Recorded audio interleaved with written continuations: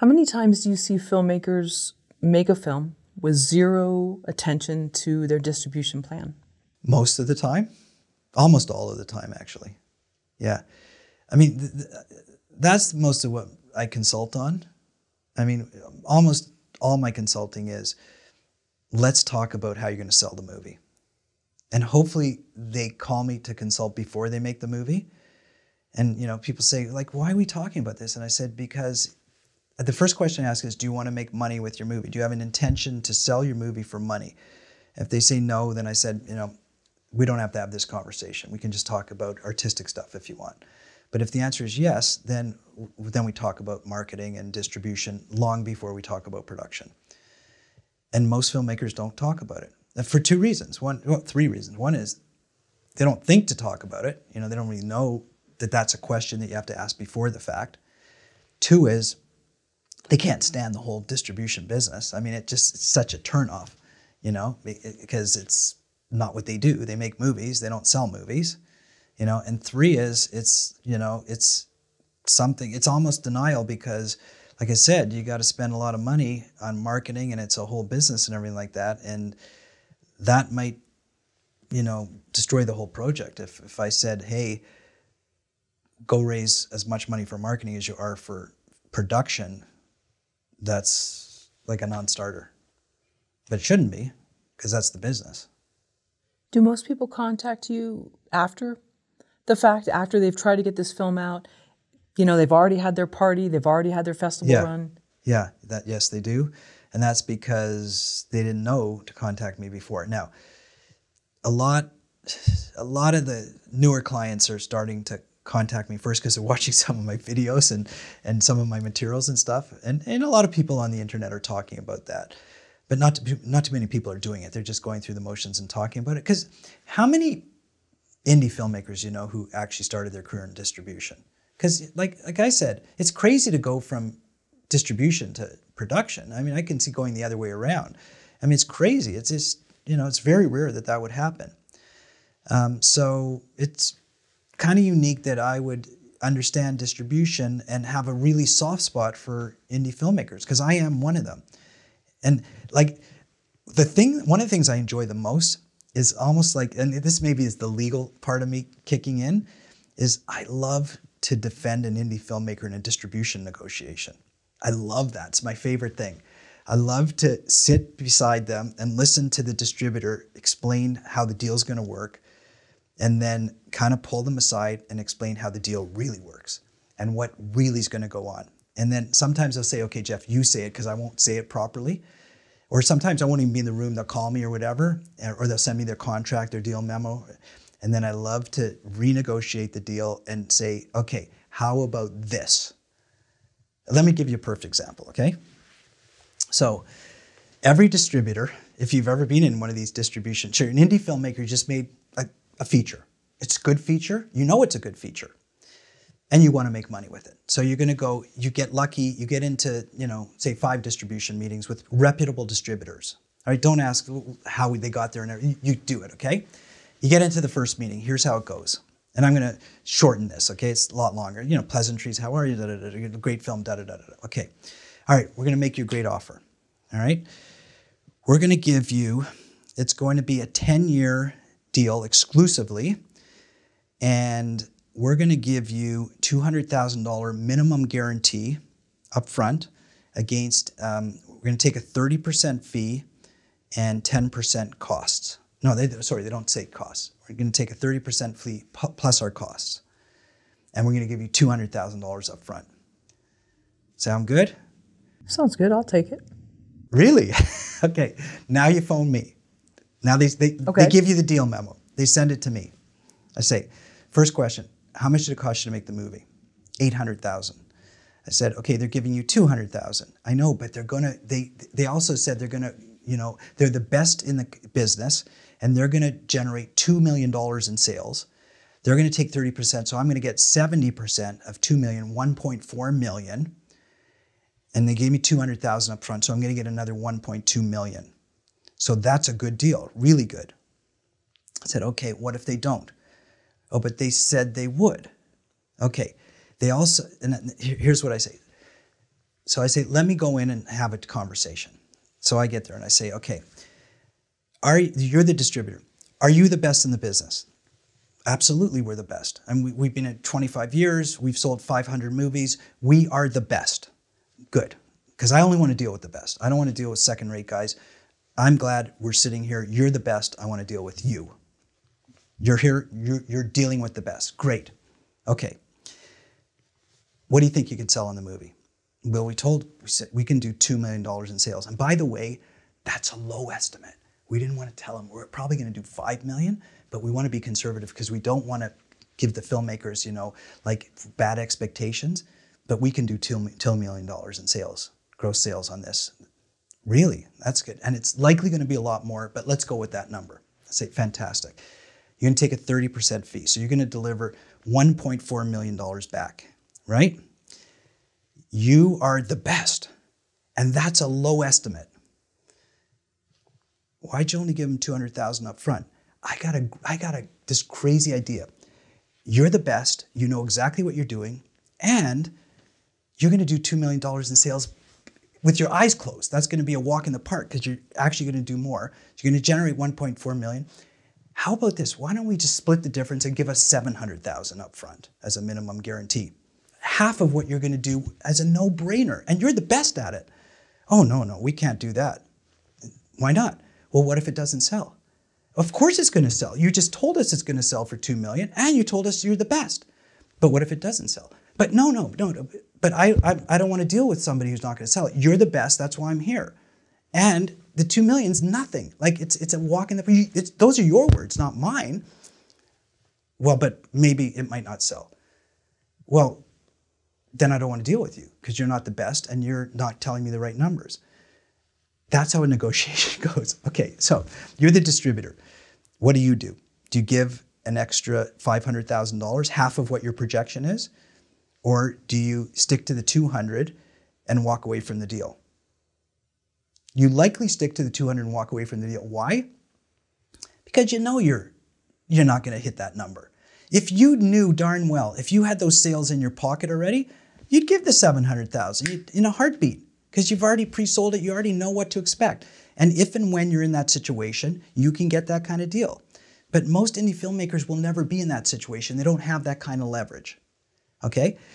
Because they're new at the game and one is they don't know what to ask for. So they would never have that kind of conversation because that would be way too aggressive. Okay, then you get into costs. You said you're going to take your costs. How much are your costs? Well, they're going to be around 10 to 12%. For what? Well, we have delivery and all this kind of stuff. I need a delivery schedule. I need to know what it is. I want to cap you at 5%. No. And by the way, 10 years? Why do you need 10 years? I mean, how long is it going to take you to sell? You could probably sell in 3 years. Well, just in case. All these just in cases. I just spent $800,000 making my movie. I didn't get any just in cases from anybody. Why do you need all these just in cases? Now, the problem with what I'm telling you is it's easy for me to say that because I did that for a living. I sat on the other side of that table for 22 years. So I know exactly how that game is played and everything like that. And I'm being, a little cocky about it, right? You do that as a filmmaker, they'll escort you out of their office and never want to do business with you because you're pushing them too hard. But that's the way it's supposed to be. That's the true deal, and that's the true way a negotiation should go in that situation. But they have all the leverage, so they don't go that way. Unless you got a really good film. And if you got a really good film, then you need to work it. It just all depends on, and do you know how you know if you have a really good film? Whether they want it or not. So you got to push that envelope a bit. You got to believe in yourself and in your product, and you got to push it. And you can't just take the first deal they put on the table because it's usually going to be a crappy deal, and you're going to end up losing a ton of money. Because in some ways, you also have to assume that you're not going to see another penny after that minimum guarantee, unless you also build in. There's lots of stuff you have to build in. Performance guarantees. They have to performance thresholds. They have to hit certain levels within certain time frames. Otherwise, that's a breach of the contract. There's all this stuff. They hate me. The distributors hate me because I'm one of them. They don't even, some of these new distributors, they don't even know some of the questions some of the terms that I put in. I tuck them in and say, where'd this come from? But you know what? You get one shot at it. You're a filmmaker, you put your heart, so this is why I have a real soft spot for filmmakers because I know how much time, effort, and money they put into the heart and soul they put into making their film. Then they walk into these meetings and get railroaded, absolutely railroaded, just because they don't know what to ask or how to ask for it and how to push the issue because they're too scared to lose the deal. And so they end up taking a really, really bad deal. And in some ways, it's better not to take any deal and try for the next deal. Now, will the next deal come along? Maybe, maybe not. But basically what you're saying is you're throwing it up in the air and giving it away and knowing that you're never going to, like a bad deal is not worth taking unless you're totally, totally desperate and there's no other deal to take. Then you can take a bad deal. But when you're first starting out and you're getting in and you have a good film, you made a good film, work it. Anyways, listen, easier said than done. I feel super confident working it because I know all the terms, I know all this. You know what? I got a better idea. Call me and I'll work it for you. Okay? I will work the deal for you. That's what I like to do. Like as I said, one of my favorite things is helping a inexperienced, really good artistic but inexperienced filmmaker in terms of distribution negotiate a deal. I like doing that.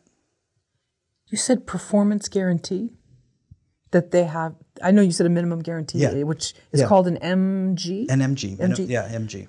Performance guarantee. What does that entail? Okay, it's something I think I made up, to be honest with you. Oh, okay. I made it up many years ago. I gave it a name, but people do it, but I do it a lot. First of all, let me just define minimum guarantee so everybody understands. So you're going to get, say, 70% of the revenue, which maybe we can negotiate down to or up to 75%.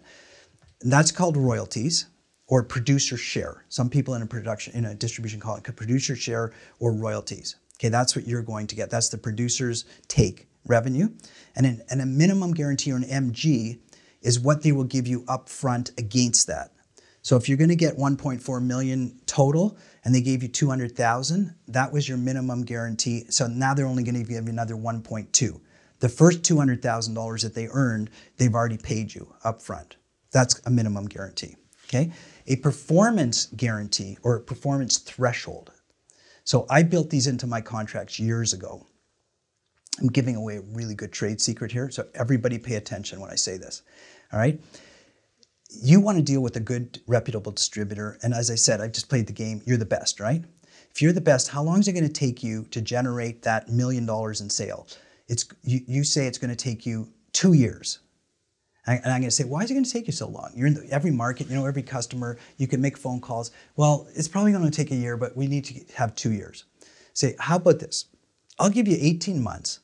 And if you don't have $700,000 of gross sales contracted, and I get to see the contracts, you have to share them with me by 18 months from now, then I have the option to terminate the contract. We'll consider that a technical breach, and it's my option to terminate because you are not performing at the level that you just promised me you would perform at. That's what I call a performance threshold. And I build those in, and a lot of distributors say, sorry, no deal, because they're not confident. They don't want to be held to that. And I say, you want my film? I expect you to be able to do what you say you're going to do, and that's my guarantee that's my out if you don't do it. I'm not saying I'm going to necessarily exercise. It's an option. So it's my option, not yours. I have an exclusive option to walk away from the deal. And at that point, there's termination, language. Okay, I get this, you get this, this is how it all resolves itself. And how, if they agreed to that term, how would I know? Could I call up and it would be documented? They have to. Part of that term is they have to give you transparency and visibility to the deals they've done, which they're supposed to do anyways. That's called reporting. You're supposed to have that because they're reporting to you. And on a new distribution contract, they're supposed to report to you. They should report to you quarterly, every 3 months for the first 2 years. You should expect that. So it's not like you're not going to have visibility to that anyways. It's just what level you're going to hit in your reporting. This is a serious, serious distribution term. Nobody really does that because they're too scared to do it, or they haven't thought about it, or distributors say no way.